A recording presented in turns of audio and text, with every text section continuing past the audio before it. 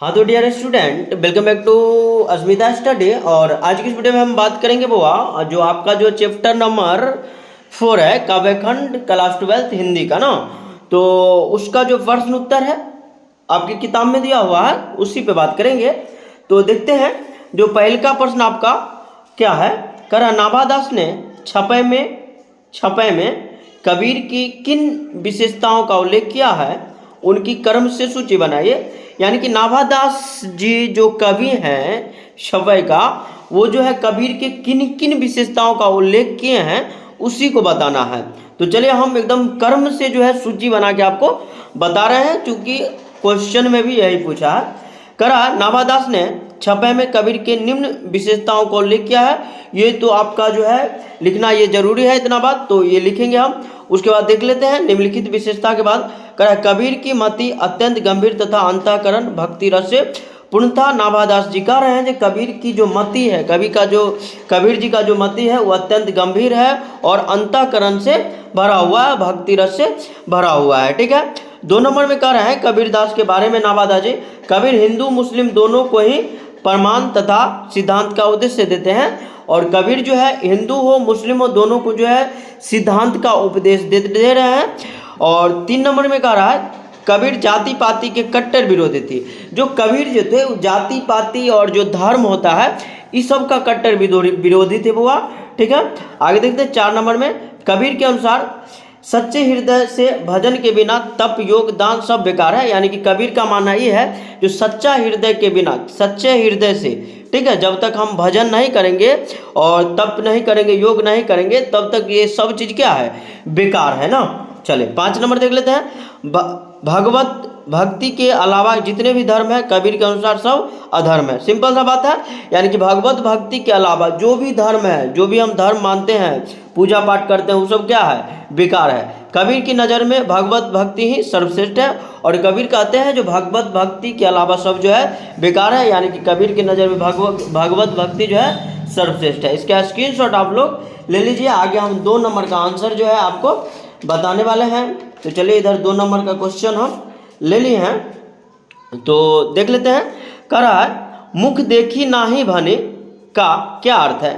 Simple सा बात है, मुख देखी नाही भनी का क्या अर्थ है, कबीर पर यह कैसे लागू होता है। ठीक है। तो देख लेते हैं। कबीर नाभादास कबीर के अक्षर व्यक्तित्व पर प्रकाश डालते हुए कहते हैं, यानी कि कबीर नाभादास जो है, इसमें कबीर जो नाभादास है वो कह रहे हैं जो कबीर के अक्षर व्यक्तित्व पर प्रकाश डालते हैं। ठीक है। और प्रकाश डालते हुए क्या कर रहे हैं इसे देखिए कि वे ऐसे चेतना संपन्न कवि है जिन्होंने कभी मुंह देखी बात नहीं की। यानी कि कबीर जो है ऐसे चेतना संपन्न कवि थे जो कभी मुंह देखी बात नहीं की, सच को सच और झूठ के झूठ जो है मुंह पर बोलते थे। सच को सच कहने में उन्होंने कभी किसी तनिक भी परवाह नहीं की। राज सत्ता हो या समाज की जनता, पंडित हो अथवा मुल्ला मौलवी, सबकी बखिया उधेड़ने में उन्होंने तनिक भी कटौती नहीं बरती। ठीक है। यानी कि यहाँ पर आप लोग देख रहे होंगे हम लिखे हैं, थोड़ा स्पीड में बोल देते हैं तो उसका ध्यान रखिएगा आप। तो देखिए होता क्या है, जो कबीर जी हैं वो राजा हो या बड़े बड़े समाज के पंडित हो, मुल्ला हो या मौलवी हो, किसी को जो है छोड़ते नहीं है, सबके जो है बखिया उधेड़ देते हैं। ऐसा किसका मानना है, नाभादास जी का। ठीक है। सबका जो है बराबर का हिसाब करते हैं। उन्होंने हमेशा से ही लोक मंगल की बात की है। और कबीर के हिसाब से जो धर्म है जाति है वो सब कोई मायने रखता नहीं है, लोगों का कल्याण हो, हम जो काम कर रहे हैं उससे लोगों का कल्याण हो, कबीर का मानना यही है। तो ये था आपका क्वेश्चन नंबर 2 का आंसर। इसका स्क्रीनशॉट आप लोग ले लीजिए। और आगे हम 3 नंबर जो है बता रहे हैं। ठीक है। तो 3 नंबर हम देख लेते हैं। तो देखिए इधर 3 का क्वेश्चन जो हम ले लिए हैं, इधर है आपका 3 नंबर का। करा सूर के काव्य की किन विशेषताओं का उल्लेख कवि ने किया है। यानी कि सूर का जो काव्य है उनकी किन विशेषताओं का उल्लेख जो है कवि नाभादास जी जो है किए हैं। करा कवि नाभादास जी ने अपने छापे में सूर के काव्य की निम्नलिखित विशेषताओं का उल्लेख किया है। ये फॉर्मेलिटी है, ये लिखना जरूरी है। चलिए देख लेते हैं। सूरदास ने अपने दिव्य दृष्टि से भगवान कृष्ण के जन्म कर्म गुण तथा रूप आदि को देखकर अपनी रचना से उसे प्रकाशित किया है। सिंपल सा बात है। सूरदास जी जो है सूरदास जो कवि हैं, ठीक है यानी कि नाभादास जी जो कवि हैं उस सूरदास के दिव्य दृष्टि का जो है वर्णन करते हुए कह रहे हैं, जो इस सूरदास जो है कृष्ण के जन्म, कर्म, गुण, रूप आदि को देखकर अपनी रचना को जो है प्रकाशित करता है। ठीक है, आगे कर रहे हैं, उनके काव्य में नवीन युक्तियों, चमत्कार, चतुराई, अनूठे अनुप्रास तथा वर्णों की अर्थार्थ की उपस्थिति दर्शनीय है। यानी कि कवि नाभादास जी कह रहे हैं जो सूरदास का जो काव्य है, ठीक है, जो सूरदास का जो काव्य है उसमें जो है नवीन युक्तियाँ, चमत्कार, चतुराई, ठीक है, इस सब का जो है अनूठा रूप दिखाई देता है, अनूठा वर्ण इसका दिखाई देता है। ठीक है, आगे देख लेते हैं, कवित्व के प्रारंभ में अंत तक सुंदर प्रवाह दिखाई देता है। ठीक है, यानी कि कवित्व कह रहे हैं, जो कह रहे हैं नाभादास जी कह रहे हैं सूरदास के बारे में, जो उनका जो कवित्व है उनमें, उसमें जो है जो कवित्व है उसमें जो है शुरू से लेके अंत तक एक ऐसा प्रवाह दिखाई दे रहा है जैसे मान लीजिए जो मन को क्या करेगा, मोह लेगा, यानी कि अत्यंत सुंदर प्रवाह देखने को मिल सकता है हमको। 4 नंबर है इसका, सुर के कवित्व को सुनकर लोग प्रशंसापूर्वक अपना सिर हिलाने लगते हैं। और सुर का जो कवित्व है, जो सूरदास जी का जो कवित्व है उसको देख के लोग जो है एकदम उसका प्रशंसा तो करेंगे ही और अपना सिर भी जो है हिलाने लगते हैं, वाह क्या बात है। ठीक है, ऐसे देखो तुकों का अद्भुत अर्थ प्रकट हुआ है और सूरदास के काव्य में जो है कहीं ना कहीं आपका जो है जो तुक होता है उसका अद्भुत अर्थ आपको मिल जाएगा। ठीक है, तो ये था आपका 3 नंबर का आंसर, इसका स्क्रीनशॉट आप लोग ले लीजिए। आगे हम 4 जो है आपको बता रहे हैं तुरंत। ठीक है, आप लोग वीडियो में बने रहिएगा। ठीक है, चूँकि यहाँ पर हम एक एक प्रश्न का जो है आंसर जो है आपको बताने वाले हैं। 4 का है, अर्थ स्पष्ट करना है। ठीक है, क्या करना है, अर्थ स्पष्ट करना है। कह सूर के कवित्व सुनी सूर के कवित्व सुनी कौन कवि जो ना ही सिर चालन करे। सिर चालन के मतलब क्या होता है सो देख लेते हैं। देखिए कह रहा है, नाभादास जी ने कहते हैं कि ऐसा कौन कवि होगा जो सूर के कविता सुनकर अपना सिर नहीं झुकाएगा। सिर चालन का मतलब होता है सिर झुकाना। ठीक है, यानी कि नाभादास जी कह रहे हैं जो ऐसा कौन आदमी होगा, ऐसा कौन व्यक्ति होगा जो कबीर का जो है जो सूरदास की जो है सूरदास की कविता सुने अपना सिर नहीं झुकाए। ठीक है, अर्थात बड़े बड़े कवि सूर के प्रतिभा के समक्ष नतमस्तक हो जाते हैं। और नाभादास जी कह रहे हैं जो बड़े बड़े कवि लोग जो है सूर की कविता के सामने जो है नतमस्तक हो जाते हैं। ठीक है, आगे देखते हैं 6 नंबर में, भक्ति विमुख जो धर्म सब अधर्म सिर गए। ठीक है, फिर से देखेंगे बुआ, भक्ति विमुख जो धर्म सो सब अधर्म करी गए ना। देख लेते हैं इस पंक्ति के माध्यम से जो है नाभादास जी क्या कहना चाह रहे हैं।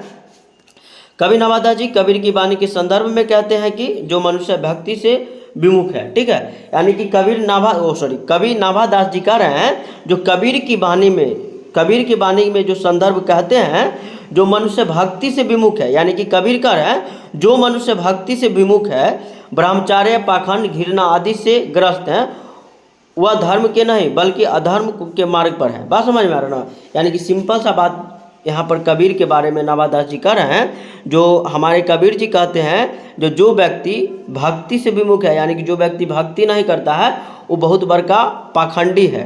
ठीक है, और उसके मन में जो हमेशा घृणा ही रहता है और इस सब से घिरा हुआ है हमेशा वो। ठीक है, और जाने अनजाने में वो धर्म की राह पे तो चलता है, लेकिन उसको लग रहा है जो धर्म के राह पे चल रहा है, लेकिन वास्तव में वो अधर्म के मार्ग पे चल रहा है। ठीक है, आगे देख लेते हैं। आश्चर्य तो यह है कि यह अपने अधर्म को ही धर्म संज्ञा देते हैं, पहले बता दिए हैं। यानी कि कबीरदास जी कर है, आश्चर्य ये बात की है जो अधर्म के मार्ग पे तो चल रहा है, लेकिन उसी को लग रहा है कि जो हम अधर्म के मार्ग पे चल रहे हैं। ठीक है, वे धर्म के अर्थ को आत्मसात किए बिना अधर्म की धर्म को नाम से उच्चारते रहते हैं। यानी कि फिर से कह रहे हैं जो व्यक्ति कह रहे हैं जो पाखंडी व्यक्ति है, जो घृणित स्वभाव के व्यक्ति है, ठीक है, उनके बारे में कह रहे हैं जो वो अधर्म तो कर रहे हैं। ठीक है, और चल रहे हैं अधर्म के राह पे, लेकिन गुण गा रहे हैं जो हम धर्म करते हैं, चारों तरफ उतारते रहते हैं जो हम धर्म के काम कर रहे हैं। ठीक है, चलिए तो ये था आपका 4 का क और 4 का ख। इसका स्क्रीनशॉट आप लोग ले लीजिए। आगे हम 5 नंबर का जो है आपको बताएंगे। 5, 6, 7, 8 को होगा लगभग में, आप लोग को तो सब पता होगा। देखते हैं, थोड़ा खांसी उसी हो रहा है, देख लेते हैं 5 नंबर। पक्षपात नहीं वचन सभी के हित की भाषी। इस पंक्ति में कवि किस गुण का परिचय दिया गया है? फिर से देखेंगे बउआ, कह रहा पक्षपात नहीं वचन सभी के हित की भाषी। इस पंक्ति में कवि के किस गुण का परिचय दिया गया है? तो देख लेते हैं। उपयुक्त पंक्ति में दर्शाया गया है कि कबीर की दृष्टि में हिंदू मुसलमान आर्य अनार्य में कोई भेदभाव नहीं है। यानी कि इस पंक्ति के माध्यम से दिखाया ही गया है जो कबीर के नज़र में कोई भी व्यक्ति हिंदू मुसलमान हो, आर्य हो या अनार्य हो, ठीक है, उसमें किसी भी प्रकार का भेदभाव तो आपको देखने को नहीं मिलेगा। ठीक है, कबीर सदैव हित की बात करते हैं और कबीर जो है हमेशा हित की बात किए हैं, हमेशा जन कल्याण की बात किए हैं। वो सिद्धांतवादी लोग हैं, कबीर जो है सिद्धांतवादी थे तथा सिद्धांत को लेकर आगे बढ़ते हैं। सिंपल है। चलिए आगे देखते हैं 6 नंबर, कविता में तुक का क्या महत्व है, इन छपायों के संदर्भ में स्पष्ट करें। यानी कि कविता में जो है तुक का क्या महत्व है उस छपाई के संदर्भ में बताना है। तो देखिए, कविता में चरणों के अंतिम वर्णों की आवृत्ति को तुक कहा जाता है। ठीक है, 5 मात्राओं के तुक को आम माना जाता है, आम कहते हैं, उत्तम माना जाता है। क्या माना जाता है वह? उत्तम माना जाता है। ठीक है, जो 5 मात्रा के जो तुक होता है उसको क्या माना जाता है? उत्तम माना जाता है। ठीक है, और ये था आपका। इसके बाद छपाई के संदर्भ में पूछ रहा था, छपाई के संदर्भ में एक बार देख लेते हैं। नाभादास ने अपने छपाई में बेजोड़ तुक का विधान किया है। किसका? बेजोड़ तुक का विधान किया है। कौन? नाभादास जी।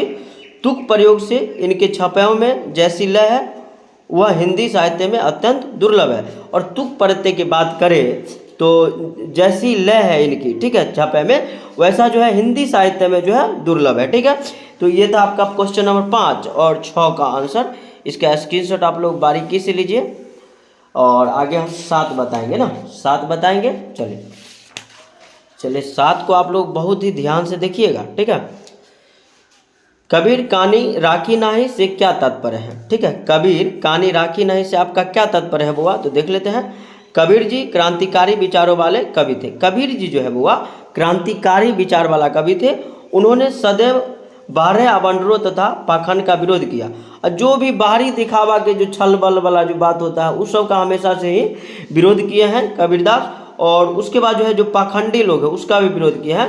और 4 वर्ण 4 आश्रम 6 दर्शन में से किसी की आने काने नहीं रखी। यानी कि 4 वर्ण है, 4 आश्रम है और 6 दर्शन है, इसमें से वो किसी को मानते नहीं है। ठीक है, किसी का आनाकानी नहीं चलने दिया, अर्थात उन्होंने किसी को भी महत्व नहीं दिया। ये सब किसी को नहीं माने। ठीक है, यानी कि 4 गो वर्ण है, 6 गो दर्शन है, 4 गो आश्रम है, किसी को जो है चलने नहीं दिए। वो कहते हैं हम इस सब का ज़्यादा महत्व देते नहीं है। तो ये 7 का आंसर छोटा सा है, आप लोग देख लीजिए। आगे हम 8 जो है बता रहे हैं। ये आपके इस चैप्टर का जो है अंतिम प्रश्न है। और आप लोग चाहते हैं जो सभी प्रश्न का जो है आपके बुक में जो हिंदी है आपका उसका सभी क्वेश्चन आंसर आपको मिले, तो आप हमारे चैनल को सब्सक्राइब कीजिए, वीडियो को लाइक करिए और शेयर करिए। और आप पीछे प्लेलिस्ट जो है आपको मिल जाएगा हिंदी वाला। ठीक है, वहाँ पे आप जाके देख सकते हैं। हम जो है लगभग में जो है जो आपका जो गद्य खंड है, ठीक है, गद्य खंड से जो है लगभग में 5 चैप्टर 6 चैप्टर तक करा दिए वहाँ पे। और ये है आपका चौथा चैप्टर काव्य खंड का। तो यहाँ पर आप लोगों को सुविधा मिल जाएगा चैनल पे, जो आप लोग क्वेश्चन आंसर कर सकते हैं। और जब एग्ज़ाम नज़दीक आएगा तो हम जो उसको जो है ऑब्जेक्टिव क्वेश्चन जो होता है, जो VVI MCQ जिसको बोला जाता है, जो एग्ज़ाम में बार बार पूछता है, उसका तो गंगा बहा देंगे चैनल पे। तो आप लोग जो है जुड़ जाइए, एग्ज़ाम की दृष्टि से एकदम महत्वपूर्ण होगा। हिंदी में फोड़ के आइएगा अगर हमारे चैनल को देखते हैं तो। देख लेते कबीर ने भक्ति को कितना महत्व दिया है, थोड़ा क्वेश्चन पे भी बात कर लेते हैं। जो कबीर ने भक्ति को कितना महत्व दिया है, तो कह रहा है कबीरदास जी भक्ति को सर्वश्रेष्ठ मानते हैं। ठीक है, कबीरदास जी जो हुआ भक्ति को क्या मानते हैं? बहुत बढ़िया मानते हैं, कहते हैं सबसे बढ़िया है, सर्वश्रेष्ठ है। उनका मानना है कि मनुष्य को भक्ति करते समय अपने मन तथा अंतःकरण को शुद्ध रखना चाहिए। ठीक है, यानी कि कबीरदास जी कह रहे हैं जब हम भक्ति करेंगे, जब हम पूजा पाठ करने जाए तो हमारा मन तन धन सब चीज़ शुद्ध होना चाहिए। ठीक है, आगे देख लेते हैं। उनमें किसी तरह के मलिन भाव नहीं होने चाहिए, और किसी भी प्रकार का मलिन भाव जो है नहीं होने चाहिए। भक्ति के विमुख जितने भी धर्म है कबीर की नज़र में वे सभी अधर्म है। और भक्ति के विमुख यानी कि भक्ति के उल्टा जितना भी धर्म है सब क्या है? कबीर की नज़र में अधर्म है। ठीक है, तो इसी के साथ जो है हम अपने वीडियो को विराम देते हैं। आप लोग को वीडियो पसंद आया होगा ज़रूर, तो अपने भाई के चैनल को सब्सक्राइब कीजिए, वीडियो को लाइक कीजिए, ज़्यादा से ज़्यादा शेयर करिए। और उसके बाद जो है तब तक के लिए हम आपको बाय बोलते हैं, फिर से अगले वीडियो में मिलेंगे। धन्यवाद, जय हिंद, जय भारत।